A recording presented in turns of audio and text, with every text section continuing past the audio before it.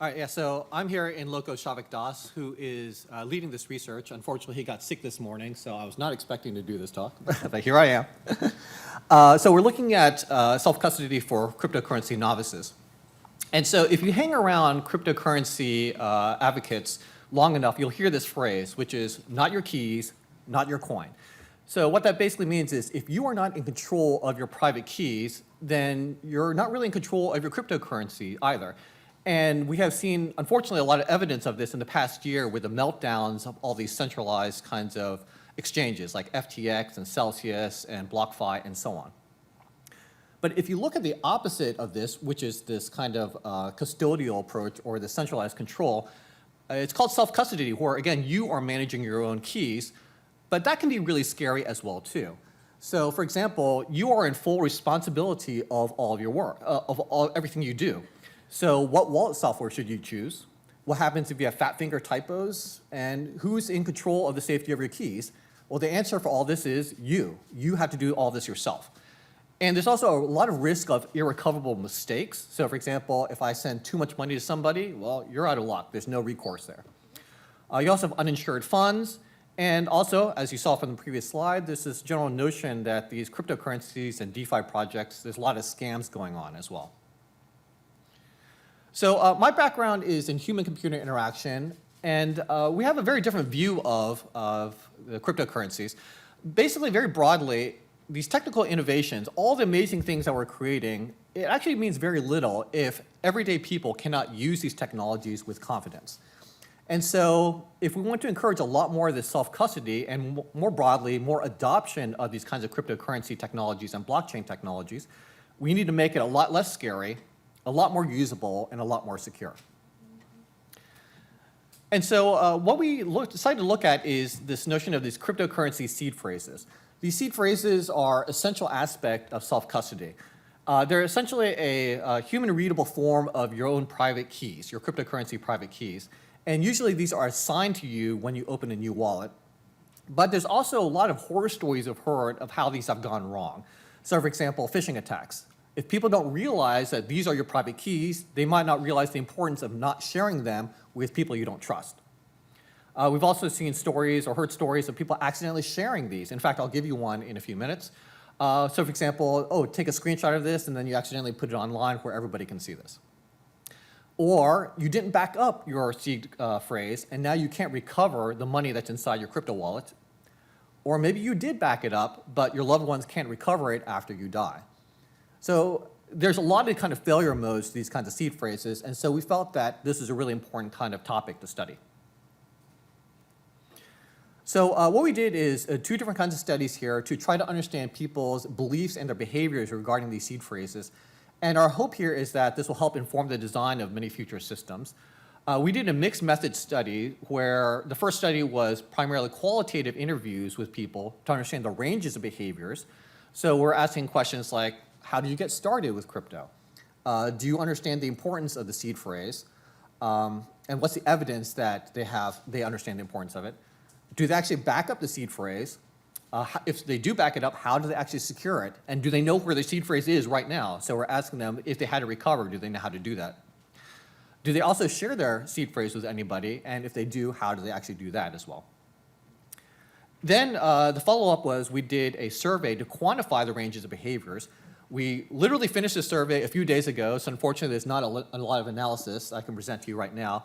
But one of the top level findings, which is sort of surprising for us, only 279 out of the 644 participants, that's about 43 participants, correctly identified the seed phrase when shown in an example. So we're already starting on the back foot in terms of how well do people understand this. Okay, so here's some results from the qualitative side of things, the interviews. The first question we're asking here is, how do they back it up? And so what we did in this diagram here is we divided up into people who back it up in physical form and then digital form on the bottom. In terms of the physical form, the one at the top, it's pretty much evenly split between paper and hard drive. Well, actually, it's more people saving it on paper and versus hard drive. But the other thing that's also important to notice is that only one of our participants, again, only 1 out of 20 of these interview participants, actually used any kind of special hardware for managing their keys. If you look at the digital side of things, you'll notice that almost everybody is saving their keys and their seed phrase on the cloud as well too. And so when we talked to a lot of people, convenience really mattered a lot, that people wanted to make sure that they could always access it. We also were looking at some misconceptions about seed phrases and passwords. One of the working hypotheses is that people are going to have a lot of confusion between passwords and seed phrases, but the properties of these are not the same. So some of the things that we did see, for example, is that a lot of people store their seed phrases in the same manner that they store their passwords. So some people, for example, participant 18 said they stored their seed phrase securely in Apple's keychain and in the password section of their MacBook. Other people said they store the seed phrases in the Notes app on their phones. Another person, participant 12, said kept a seed phrase with other important documents. But then one participant who did have a lot of knowledge about seed phrases commented that, well, it's not easy you can't reset your seed phrase. It's something that's essentially assigned to you and you can't really change it in the same way that you can't, you can reset a password, but you can't do that with a seed phrase. So here you can see the example of the quote there. We believe our survey results are going to show a lot more about this confusion about seed phrases versus passwords. And some of the reasons this is important is that if people think it's like passwords, they might think, oh, I can get it reset. Or, when you have a password, you have certain kinds of things that are told, like don't share it with other people and don't write it down and other kinds of things, which sort of goes counter to if you actually need to have long-term access to these things, then they don't really mesh that well. Here I also want to tell you about this one unfortunate participant who had a series of losses with respect to his seed phrase and also cryptocurrency wallets. So participant 6, the first time that he lost access was because he didn't write down his seed phrase at all. So at first, I didn't even know what a seed phrase is, so I didn't write it down. I just kind of wasted that clip toward it.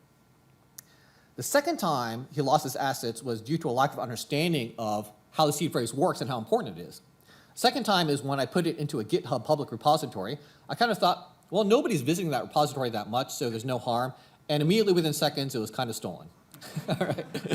All right, so, but on the other hand, only lost $20, but have also learned more about security of crypto wallets.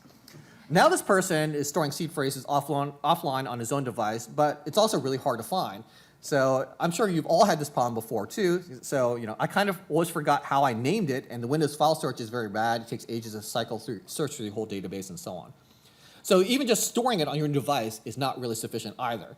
So basically, it's like these people are coping with strategies and developing those strategies for trying to manage the seed phrase.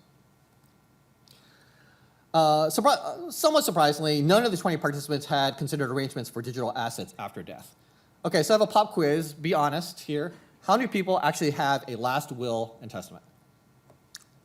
Okay, so very few people, maybe about 20 or 30%. That's actually about average in the United States.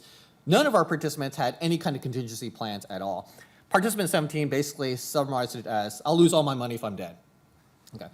But, a lot of the participants were in their 20s. The oldest participant we interviewed was 36 years old. And so participant 20, for example, said, I think the main reasons are that first, I don't invest that much money. And second, I feel like I don't see any imminent death calling me. Participant 15 also had a similar kind of comment. But, part of the reason is because I don't have too much money in the crypto. But if I did have more money, I'd probably set up a will or something. Right.